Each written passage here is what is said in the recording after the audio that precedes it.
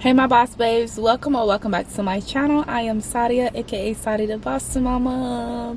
I really want to come with a short video. I don't want to make it too long, but I do want you guys to know that I am thinking of you all. First thing first, I want you guys to know that I do have a website. So if you want resources, if you want to even talk to me, please check the link in the description box. I am one of the chillest girls, laid back. So if you need sister talk, motherly talk, although I'm only 23, but hey, everything's in the description box. I don't hold anything back. If you are new here, I got bullied for like 12 years, from second grade to all the way to high school. You know, like in high school, I really didn't call it bully. I just really like, okay, they jealous, they jealous, they jealous, they jealous, they jealous, you know. To me, it wasn't bullying, but at the end of the day, that's definitely bullying when you have people constantly calling you ugly and, you know, like picking out every single thing on your body, your clothes, your shoes, from the hair, then, you know, all down to the nitty-gritty. That's definitely bullying. Yeah, so don't let the fear of rejection hold you back. I know a lot of people want to do things in life, but they can't because they are scared of being rejected. Well, I'm here to tell you, from a girl that's been living the life, baby, I got rejected my whole entire life, and here I am teaching others how to maneuver in life, how to conquer the world, how to go after their dreams, how to go after their passions. That's who I am. That's what I do today, you know. And as y'all right by the shirt, it says know thyself. But, you know, coming from a girl, like I said, I got bullied 12 years. People call me ugly every single day, y'all. I thought I was ugly. I really did. I had hyperpigmentation. So when you have hyperpigmentation, you know, dark spots on your face, obviously not everyone have that. So therefore you are going to look different. And different to them was, you're ugly, and that's the end of it. You're ugly. They called me skinny because I'm a skinny person. I have never I tried to gain weight, baby. I'm just always been small. I done had a baby 3 years ago, and I am still the same size as I was in high school. They talked about my hair. Apparently my hair was too long. They thought it was fake, so they called my real hair fake. It was always something though. They called my toes, my feet were too big. I wear a size 10. To all my big girls, I love y'all. My big feet girls, I wear a size 10.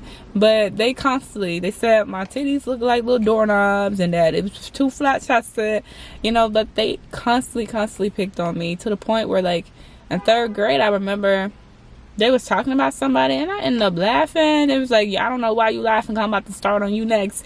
Y'all know black people. I'm just like, damn. Now, like, why did I do that?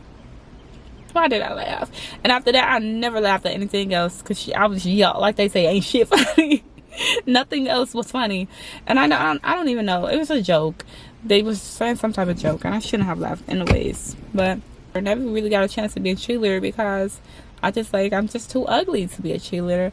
I wanted to run track. I did that for a little bit. Then the coach told me, he was like, you need to stop wearing all that makeup before you get holes in your skin. And at the time, being a kid, I took it offensive. But, you know, now looking back at it, he was just trying to help me. But he could have said it a little differently. But once he said that, I think that was honestly, like, I just stopped running track. I let people's words and opinions really control me. I swear I did. And looking back on it, it's just like crazy how words can affect people. Words can affect people for a very, very long time. So I see why people don't want to do anything, because the fear of being rejected, you know. Especially for me, I've been rejected my whole life. To constantly keep going and trying just to hear that word no, you know. No, you're not good enough, you're ugly, you're this, you're black, you know, things like that. To from getting bullied to not being accepted at school, to getting out of school and becoming a single parent now. That my child's father don't want to be in his life, and, you know, he's not accepting him. So now I just, like, you know, here I'm back again in this rejection hole, you know. And it's like, where do I go from here?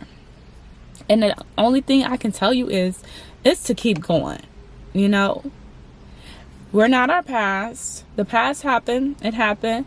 But Your past can't really dictate your future unless you're making the same mistakes, you're putting the same people in your life that was in your past. That's the only way your life is going to go in the shit and shits. If you just do the same shit that you was doing in the past, or letting the same people that was in your past come into your future, or those type of people, if you get what I'm saying.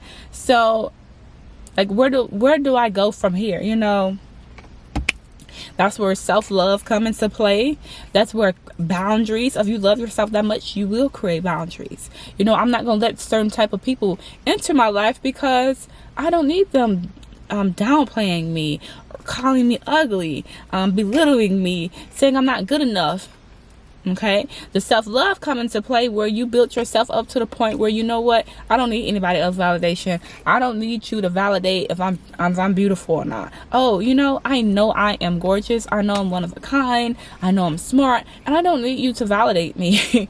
That's when that self-love come into play. It comes into play where, you know, you have acne and you know that you want to get rid of it. So what are you gonna do? You're gonna go invest in your skin. That's when the self-love come into play. Self-love come into play when you know you done told your baby daddy or your boyfriend, you know what, I can't do it no more. I'm trying to serve my God. And that means you either gonna marry me or we are not going to be a thing. You know, we just, whatever the case may be, that temptation where you want to go back to your baby daddy, or oh baby, this speaking a little too home. We're hitting home right now.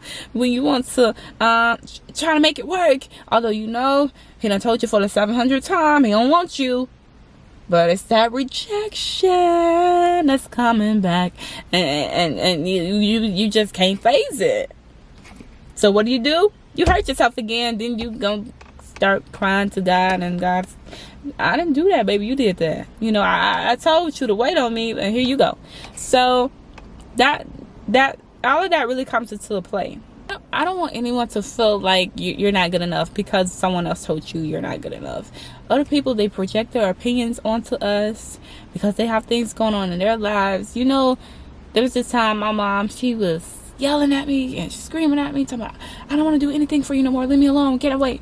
And it was only because her energy levels was down because she was around negative people. So you don't want to get in that zone, okay? You don't want your energy levels going down, you know. So don't let other people detour you from doing what you want to do. If you want to go, like right now, well, I don't really preach about it like I used to, but I used to preach about, like, if you want to go be a CNA, go be a CNA, because that's what I was a CNA. A lot of people would DM me saying how people are like, you shouldn't be a CNA, or you're not going to be a good one. And it's just like, it's crazy. It's really crazy that family members or friends are even telling people this, you know. So it's just like, you can't listen to other people. You know, there was a time in life where we had to listen to adults, but hey, we are the new adults. And if you're already adult, then hey.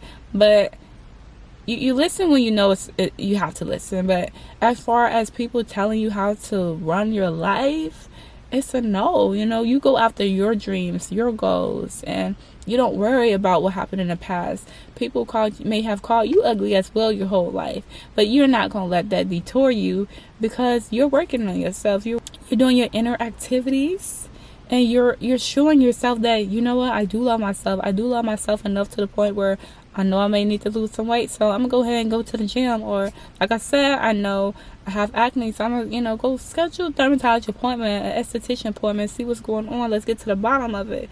You know, that's self-love. That's loving yourself. It doesn't matter who you are with the makeup. You know, it's all about what's in.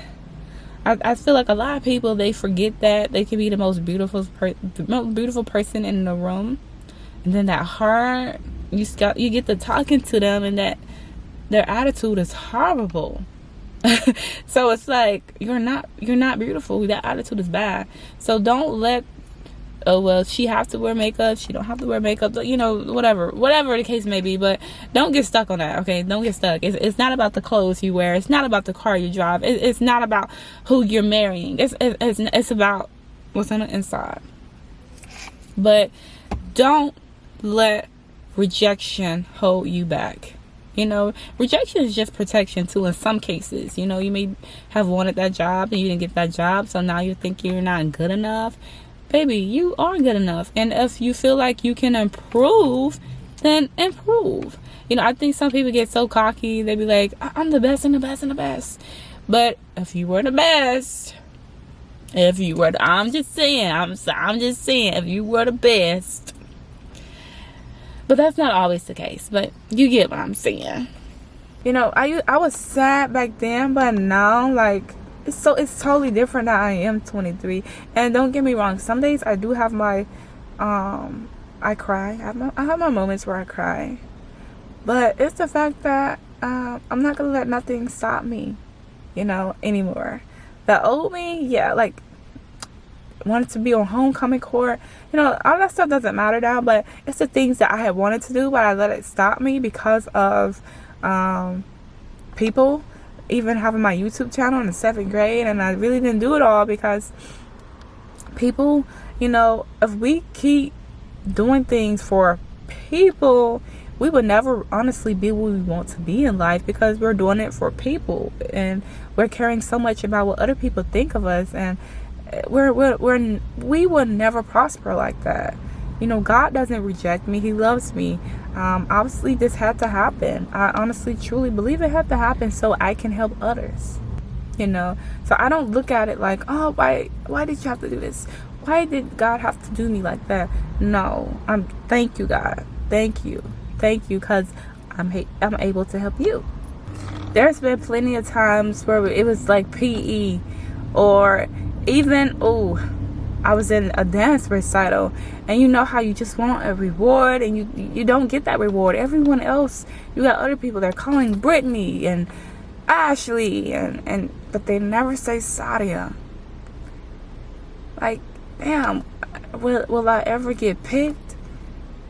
That's how I felt about, you know, being a single parent. Will it ever be my turn? Will anybody ever like me, you know, for me? Will it be a day where they don't have to ask me for sex? And the thing is, it all starts within. Don't look for validation from other people, you know. Pick yourself. As y'all know, what does she be saying? Shira Sabin, she be saying like, oh, don't be a pick-me-sha. And I feel like in that case, it's not really being a pick-me-sha. Well, I guess you could say that, but you get rejected your whole entire life, and you just wonder, like, when will it ever be my turn? When will someone ever want to pick me? When you're in PE, you're a little kid, and nobody wants to play with you. Nobody picks you, and it's just like, you're the last one, because the coach said, okay, she got to get on the team. So it's just like, damn. So I understand where people come from, where the thing of rejection, but don't let it scare you. Just keep going, keep being yourself, and remember, validate yourself. Once you start like loving yourself, you're gonna start seeing, like, I don't need anyone to tell me that I'm beautiful. When you walk in a room, or when you post a picture on Snapchat, Instagram, whatever, you don't need anyone to tell you you're beautiful, because you already know it. You don't need someone to say, hey, you're handsome. You know it already. So you don't need anyone to validate you. You don't need some piece of paper. You don't need a credit card, whatever. You don't need a car. You know, just know who you are. And once you know who you are, everything follows. So when you know thyself, everything starts to like click. Like, you know what? I don't need to have sex to prove to someone that I'm this and I'm that. I don't need to wear makeup to even say I'm pretty. I don't need to drive the most fanciest car to let people know I have money. You know, things like that. You know, whatever. I don't have to be number one in my job to know, baby, I got it going on. You know, you don't need that. So that's it for my little tag talk. If you want a Know Thyself shirt, make sure y'all hit the link in the description box. And as always, I always put a code up for y'all, because I love y'all so much and dearly that there will always be a code on the screen. Anytime y'all see me in my Know Thyself shirt, you will get a code. So yes, check out the link in the description box and get your merch today. I love y'all so much, and have a blessed week.